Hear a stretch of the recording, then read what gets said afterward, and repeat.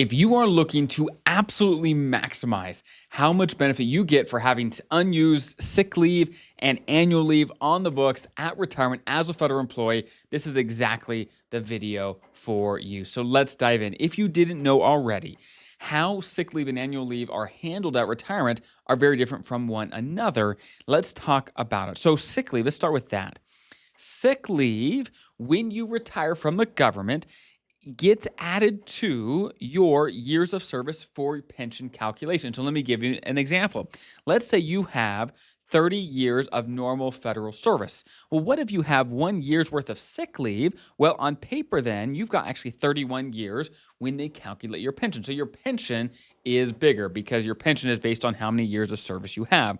Now, the question is then, how much time do the hours of sick leave, how much time does that get you, right? Well, basically about 2,000 hours of sick leave equals 1 year of time. So about 1,000 hours is about 6 months, et cetera, et cetera.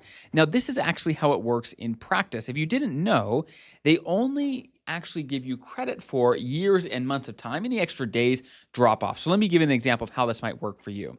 Let's say you have 20 years of service, 6 months and 10 days. All right, let's say that's what you have. But let's say you have 5 months and 25 days of sick leave. Right now, if you want to actually know specifically how much sick leave you have or how much the hours of sick leave you have will actually change to months and days, if you just look up sick leave conversion chart on Google, you'll find it. There's a chart that'll show you exactly how this is done. But let's just, again, go through this example. If we add this together, we get, okay, so 35 days here, right? 11 months and 20 years, right? However, once the days go over 30, they'll actually add the month. So in reality, this will be 21 years on the dot, and the 5 extra days that are left over will actually just drop off, okay? Basically, they don't drop off these days up here. They only drop off extra days after they've already added in your sick leave. Then any extra days after that, they'll actually just drop off and you won't get credit for it. So as a recap, any unused sick leave you have on the books at retirement gets added to your years of service and therefore increases your pension, all right? Now, what about annual leave? Annual leave is the one that really gets interesting because it gets paid out in a lump sum check at retirement. Again, let me give you an example. Let's say you have 100 hours of annual leave at retirement. If you get paid $50 an hour, that's your hourly rate, well, then you could do the math and figure out what it would be. In this case, it would be $5,000, right? $5,000 of a payout that you'd get at retirement. So some people have 300 plus hours, 400 plus hours at retirement. And if your pay rate's high, you can really get tens of thousands of dollars of an annual leave payout at retirement, which is really nice. And it's really nice to actually have this because when you retire, let's say you retire right here, it can take months before OPM finalizes your pension where you don't get those pension dollars. Now, they'll pay you back for all the months they missed, but in the meantime, it's really nice within a few weeks of retirement normally is when this annual leave payout normally happens. And so it's really nice to have that cash early in retirement.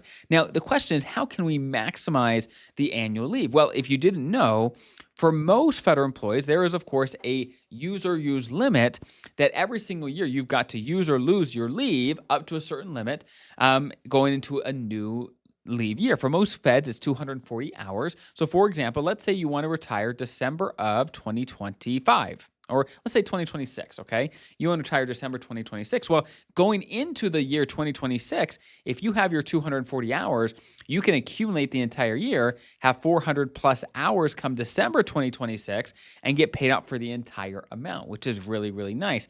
Now, keep in mind that let's say you do the math and your payout's going to be $20,000. Well, you're not going to actually get a check for 20 grand. Just like your paychecks right now, there's a lot of things that have to come out first. For example, most people have to pay for Social Security taxes, Medicare taxes, as well as federal taxes, state taxes, if you're in a state with taxes. So generally speaking, a very heavy chunk of this can actually get taken away in taxes. And it's not crazy amount of tax, just the normal taxes, right? Just keep in mind, though, that if you do the math, taxes have to come out. So don't get disappointed if you get less than you expect, okay? So though that is basically, in a nutshell, what happens to sick leave and annual leave at retirement.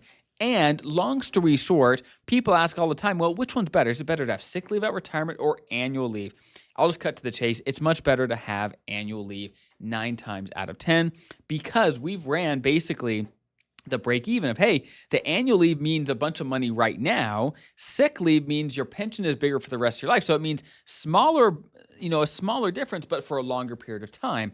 Long story short, if I had to pick, I'd much rather have the bigger amount now because we've done the math and it would take decades and decades and decades of break even to actually get basically, if you chose to burn your annual leave instead of sick leave, then it would take decades to actually break even on that kind of decision because your pension gets a little bit bigger. It's just not by very much. So if you had to pick which one to use, I would definitely use sick leave over annual leave. Again, 99% of the time. Okay, so that's how it works, and that's how to maximize sick leave and annual leave at retirement as a federal employee. I hope that's helpful, and I'll see you guys in the next video.